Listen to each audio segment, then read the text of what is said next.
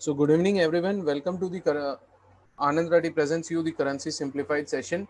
So in this session, we'll be covering the very important aspects of the currency market. We'll cover which of the economic factors are affecting the currency markets. So this is basically a very useful and very knowledgeable insight which will be provided to all of you. The same will be presented by Ms. Kainat Chainwala. She is our fundamental analyst for commodities and currencies. So we'll start this session in next few minutes. Basically, post 5:05, we'll start the session. Thank you.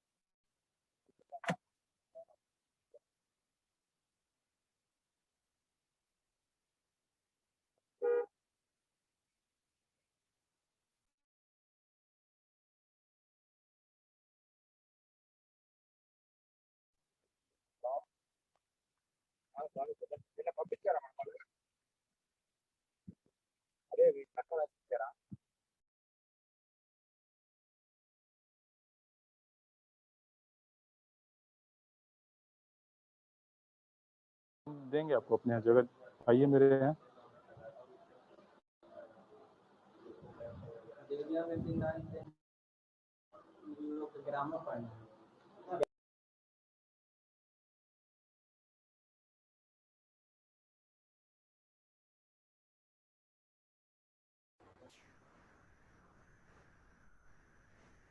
So welcome once again. Anand Reddy welcomes you to the currency simplified session. So as I mentioned, the session will be covered by Ms. Kainat Chainwala. So Kainat, you can start the presentation. Okay, Pinkesh. Am I audible, Pinkesh? Yes, you are audible. Okay.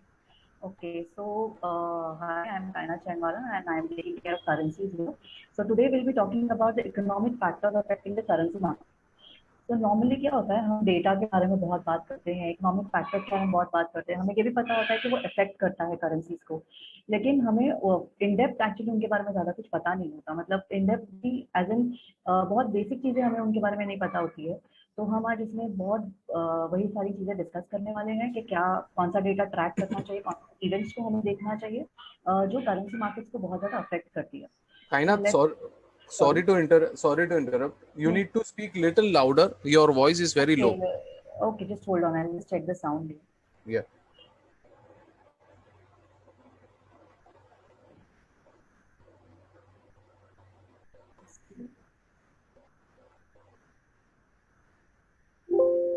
Okay. Now I guess it will be clear. Yes, it is clear. You can convert the presentation in the PPT mode. Yeah. Okay. So please go ahead. Yeah. Okay. So now it is clear, no? Okay. Kainat, it is clear. You can start. Okay. So talking about economic factors, तो सबसे पहले हम बात करेंगे currency movers. Currency movers में आपके economic data, economic indicators, economic events, जो भी आप बोल सकते हो factors जो currency को move करते हैं. तो जैसे मैंने कहा indicators, तो indicators में भी तीन अलग-अलग तरह के indicators होते हैं. आप देखते हो कि डेली बेसिस पे बहुत सारे डेटा आते हैं, बट उसमें से बहुत कम ऐसे डेटा होते हैं जो एक्चुअली करेंसी को इम्पैक्ट करते हैं. तो नॉर्मल डिवीजन ये होता है, अगर आप कोई भी वेबसाइट देख रहे हो, चाहे वो फॉरेक्स फैक्ट्री हो या इन्वेस्टिंग हो, वहाँ पे ग्रेडिंग स्केल होता है. या तो वो आपको स्टार्स देते हैं, 3 स्टार्स होता है. अगर जो 3 स्टार डेटा मार्क है तो बहुत इंपॉर्टेंट होता है, 1 स्टार है तो बहुत लेस इंपॉर्टेंट होता है. इनफैक्ट उसका ज़्यादा कोई इम्पैक्ट बिल्कुल मतलब करेंसी पे पड़ता नहीं है. और जो 2 स्टार्स होता है वो मीडियम इम्पैक्ट होता है. वैसे ही अगर आप कलर ग्रेडिंग स्केल देखो, जो आप फॉरेक्स फैक्ट्री अगर आप ट्रैक करते होगे, तो आप उसमें कलर ग्रेडिंग स्केल देखोगे तो जो येलो डेटा होता है वो बहुत लो इम्पैक्ट या माइल्ड इम्पैक्ट डेटा होता है, जबकि जो रेड होता है that is the most important data. और जो आपको, अगर आप करेंसीज देख रहे हो तो आपको वो डेटा ट्रैक करना बहुत जरूरी है।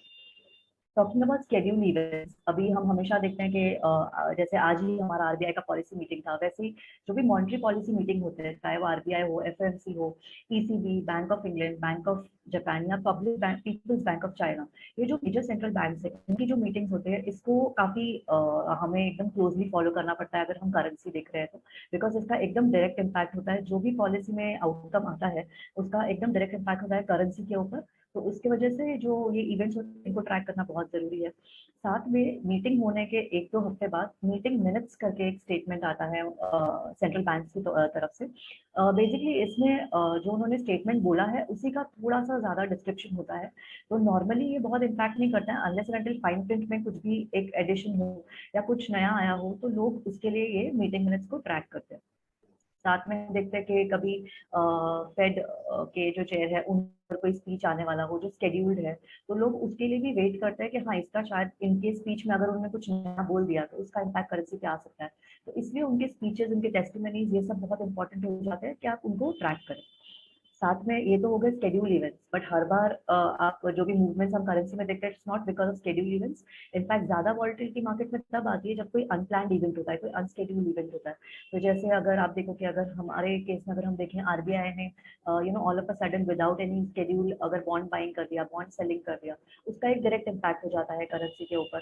साथ में अगर आरबीआई ने इंटरव्यून करके डॉलर बाइंग या डॉलर सेलिंग किया तो उसका भी एक काफी स्ट्रॉन्ग इम्पैक्ट होता है हमारी करेंसी के ऊपर, which is USD INR. So normally ये अनस्केड्यूल्ड इवेंट्स को हम ट्रैक तो नहीं कर सकते, बट एटलीस्ट इनके आने के बाद हम एक अंदाजा लगा सकते हैं करेंसी का मूवमेंट आगे कैसे हो सकता है। तो ये इवेंट्स भी बहुत ज्यादा इंपॉर्टेंट होते हैं। अगर आपने देखा होगा पिछले साल, क्योंकि बहुत कोविड की वजह से बहुत ज्यादा कंसर्न्स थे मार्केट को लेकर, तो उस वक्त ऐसे हुआ था कि आरबीआई ने पॉलिसी, उन्होंने अपना एक रेट कट डिसाइड किया था।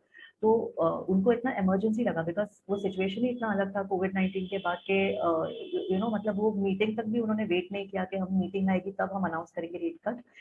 उन्होंने मीटिंग के 2 हफ्ते पहले ही एक रेट कट अनाउंस कर दिया। तो ये जो सारी इवेंट्स होती है ये करेंसी को डायरेक्टली इम्पैक्ट। साथ में अगर आप डेली रिपोर्ट्स अगर आप देखते रहोगे हमारे करेंसी के, तो हम एक्सचेंज का एक डेटा हम वहाँ पे मेंशन करते हैं कि एफआईआईज ने बाइंग या सेलिंग कितनी की है इक्विटी मार्केट्स में। तो वो बहुत इंपॉर्टेंट होता है बिकॉज उससे आपको पता चलता है कि एफआईआईज का इंटरेस्ट किस साइड पे ज्यादा है, बाइंग इंटरेस्ट है, सेलिंग इंटरेस्ट है। ऑफकोर्स बाइंग इंटरेस्ट हमारे फेवर में है, हमारे रुपये के लिए पॉजिटिव है। तो वो डेटा डेली आता है और वो ट्रैक करना भी बहुत जरूरी है।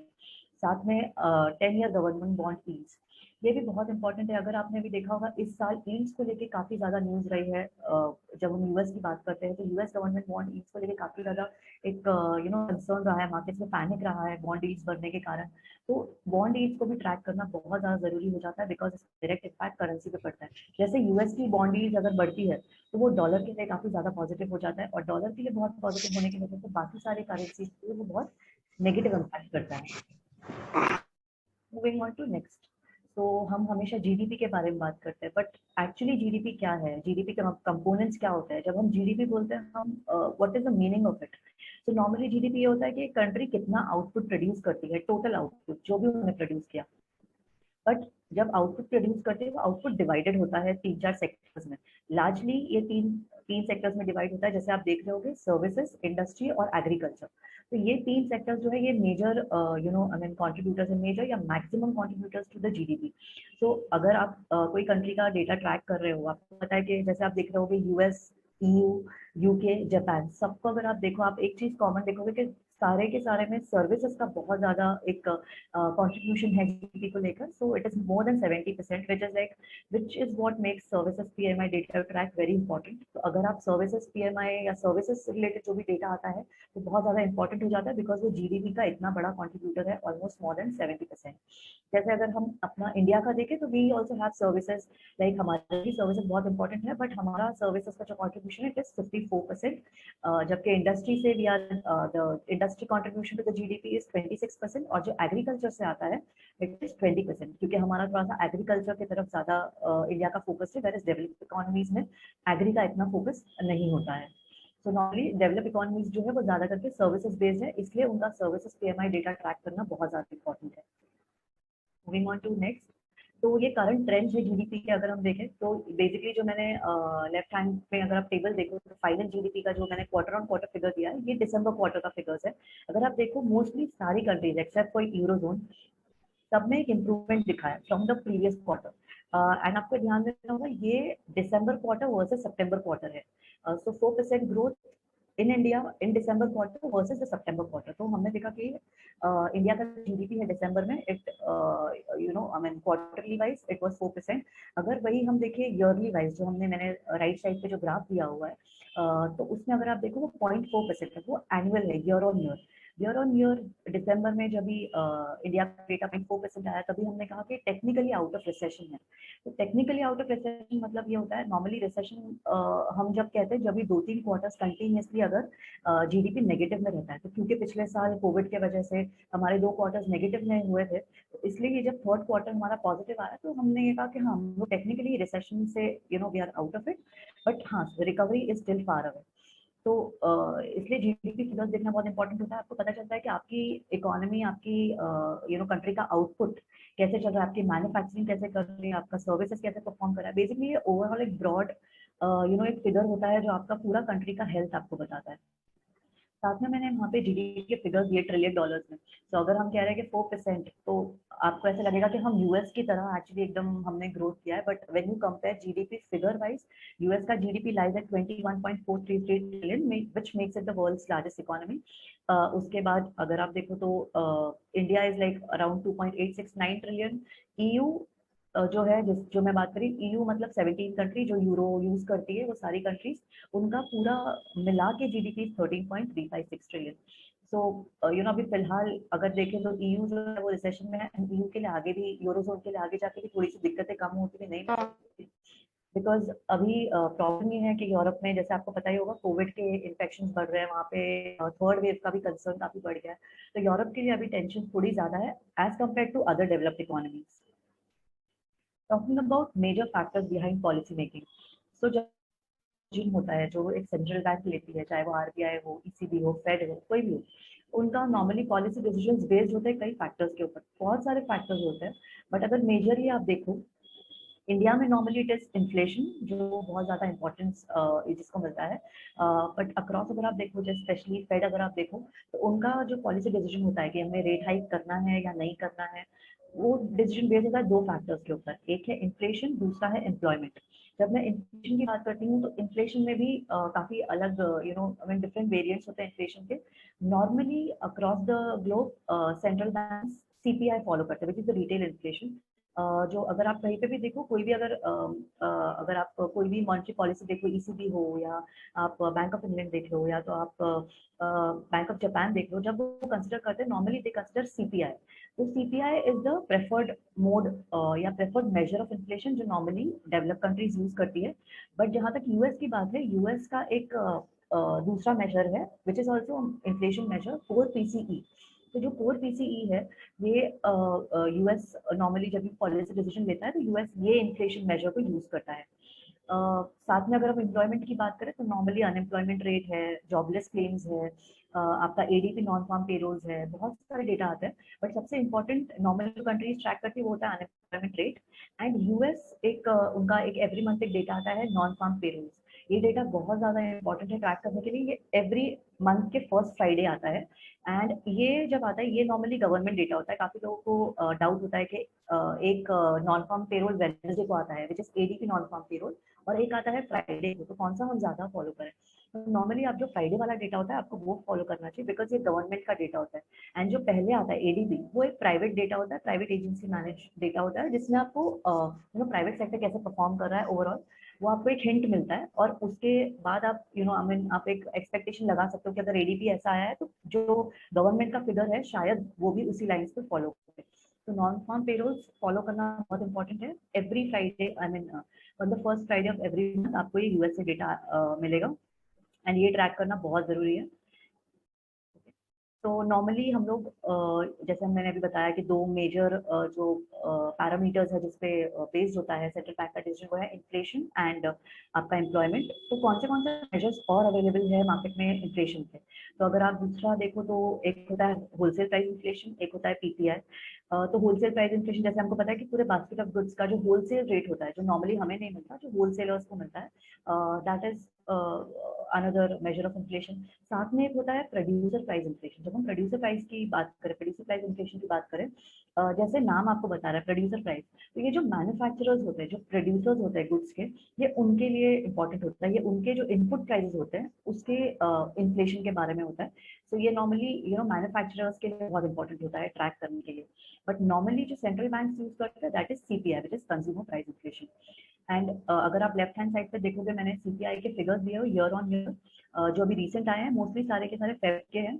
एंड जो भी सेंट्रल बैंक के टारगेट होते हैं, जैसे इंडिया का आया था CPI which is 5%, which is well with in the range of जो आरबीआई का रेंज है। आरबीआई ने जो डिसाइड किया है कि उनके अभी 5 सालों के उनका एक्चुअली 2026 तक उनका एक टारगेट है कि मतलब हमारा inflation should I mean range between 4% plus और माइनस 2%।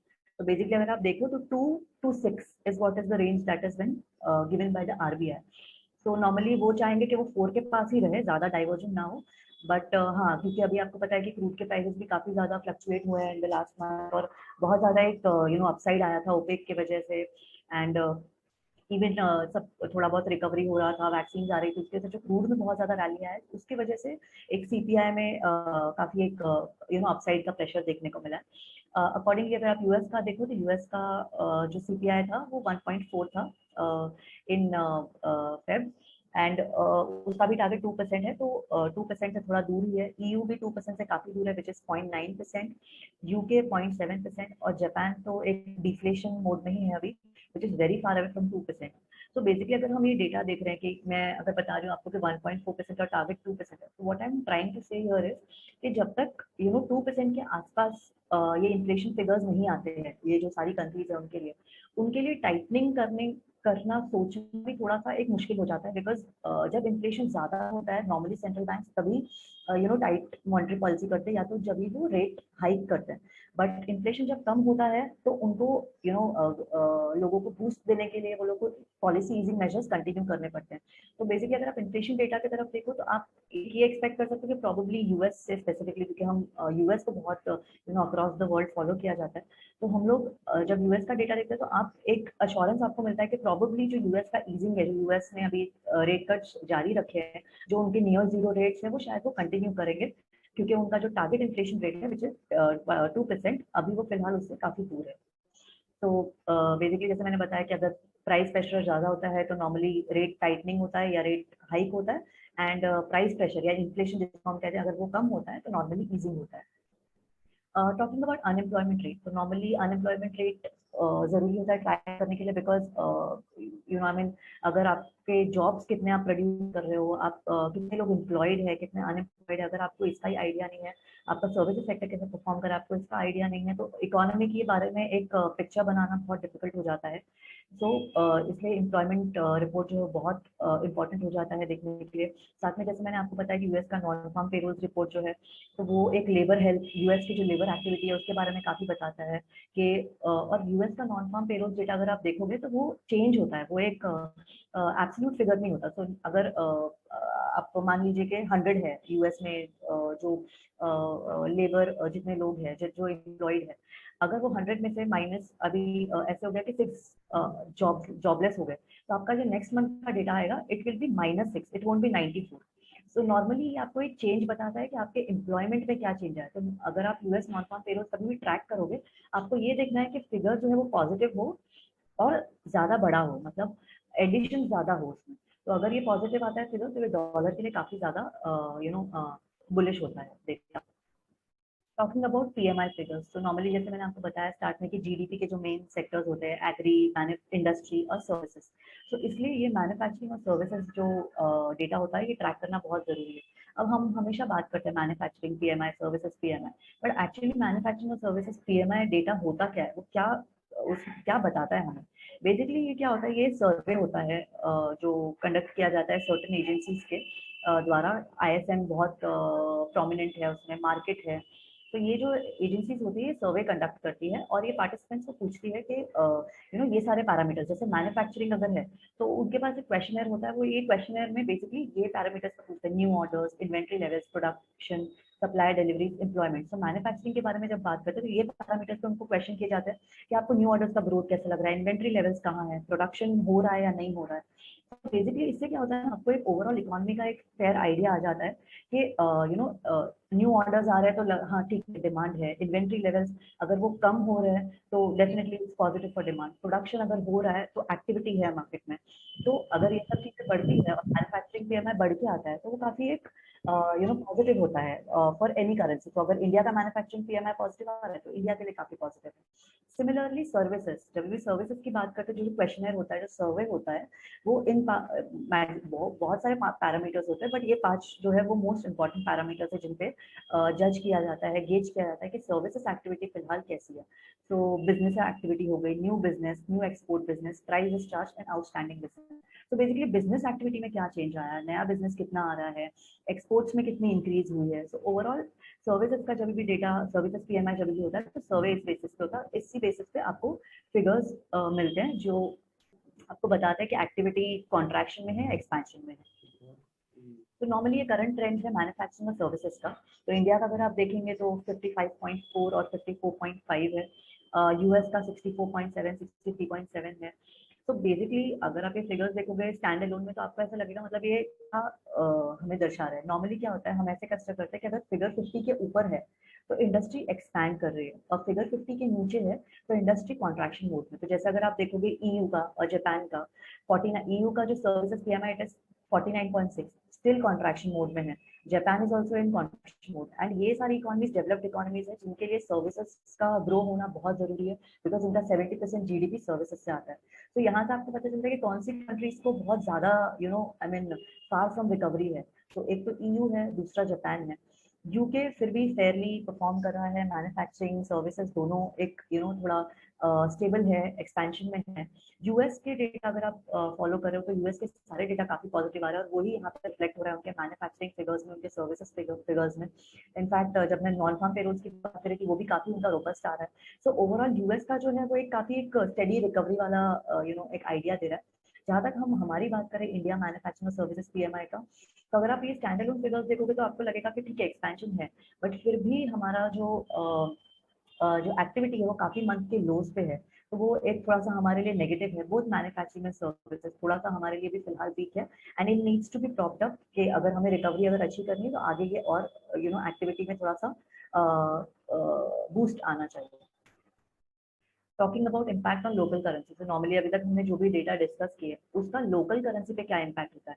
तो जैसे मैंने साइड में भी दिखाया ग्रीन पॉजिटिव, रेड नेगेटिव, तो ये लोकल करेंसी का इम्पैक्ट है। तो अगर यूएस का जीडीपी पॉजिटिव आता है तो डॉलर इंडेक्स के लिए इट विल, यूएस का जीडीपी सॉरी हाई आता है तो वो डॉलर इंडेक्स के लिए पॉजिटिव है एंड सिमिलरली अगर वो लो आता है तो अगर वो यूएस डॉलर के लिए नेगेटिव है। सिमिलरली फॉर यूएसडी आईएनआर, अगर हमारा जो जीडीपी डेटा है वो पॉजिटिव आता है तो वो हमारे लिए पॉजिटिव है, तो हमारा यूएसडी आईएनआर जो है, रुपी जो है वो अप्रिशिएट होगा।